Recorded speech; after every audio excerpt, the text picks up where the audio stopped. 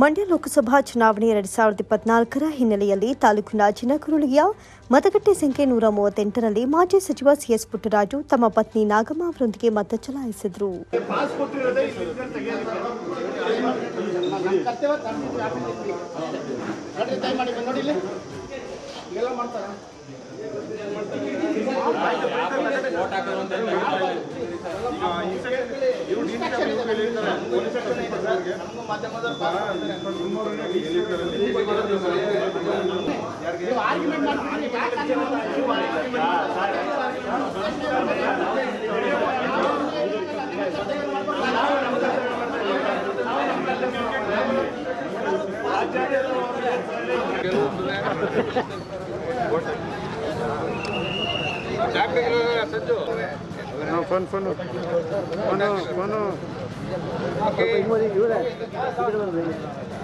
ಮತದಾನ ಅನ್ನೋದು ಪ್ರಜಾಪ್ರಭುತ್ವವನ್ನು ರಕ್ಷಿಸಲು ಸಂವಿಧಾನ ನಮ್ಮ ಕೈಗೆ ನೀಡಿರುವ ಅಸ್ತ್ರ.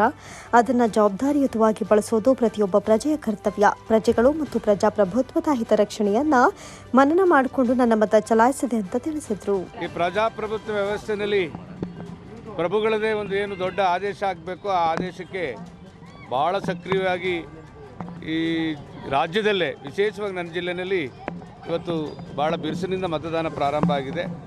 ಭಾಳ ವಿಶೇಷವಾದಂಥ ರೀತಿಯಲ್ಲಿ ಇವತ್ತು ಮತದಾರ ಪ್ರಭುಗಳು ಆಶೀರ್ವಾದ ಮಾಡ್ತಾ ಇದ್ದಾರೆ.